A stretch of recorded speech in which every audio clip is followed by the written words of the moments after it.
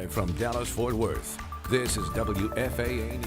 At the half hour here, we continue to follow breaking news in Mesquite, where investigators say a student brought a gun to school. This is happening at Pioneer Technology and Arts Academy in Mesquite. No students were hurt. No staff members were hurt. Let's go live to our Tiffany Liu, who has been on the scene since this morning. This happening around 9 o'clock or so. Tiffany?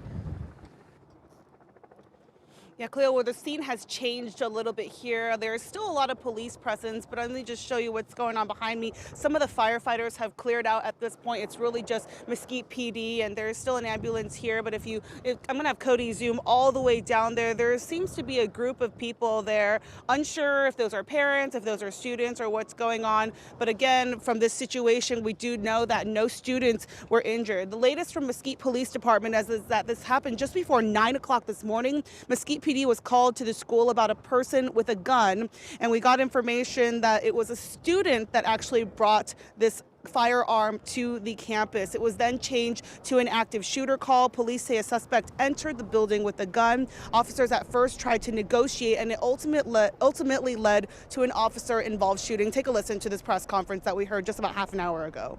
We're just thankful a tragedy was avoided and nothing worse occurred. We are grateful for the fact that no children were injured in this incident. Also, none of our officers sustained any injury in this incident.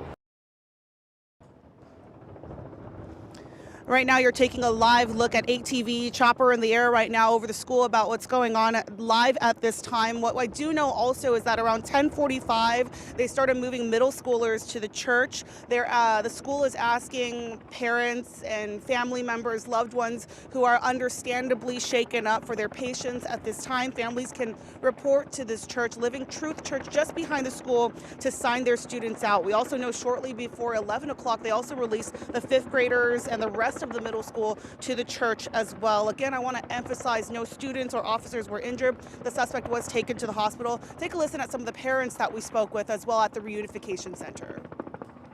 We didn't know what was going on. We were just doing a normal class, and then we had lockdown. We were still doing class, and we didn't know what was going on until the police came in.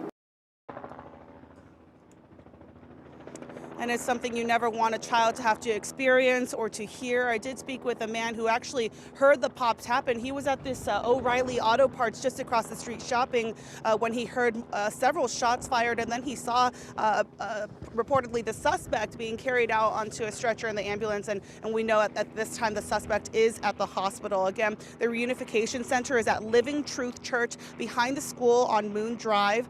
Parents that came to the front of the school where I am right now, they raced over to that area, really scary moments for these families. But of course, I want to send it over to Chris, who's over behind the school at the reunification center. Chris, what can you tell us?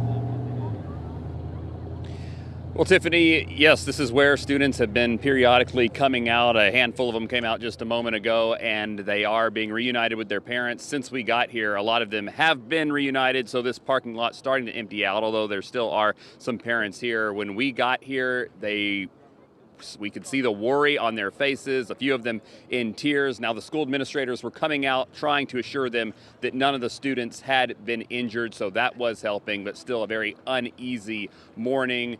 A lot of anxious moments for these parents until they could actually get their arms around their kids, and we did see a lot of hugs as they were coming out. But right now, the parents we talked to said that the communication came through the school's notification system. That was where they first heard that they needed to come here. I talked to one mom who said she was communicating via text with her daughter who was inside. Her daughter was saying that she heard yelling, that she got underneath her desk. So a very, very anxious morning, and we are waiting for the final group of students. It looks like they're about to bring out another to be reunited with their parents after a very fearful morning.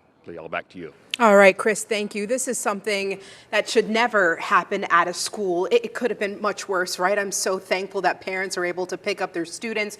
No one was hurt, as police confirmed, but there's still a lot to learn here, right? More information to learn. So please follow us on air and online.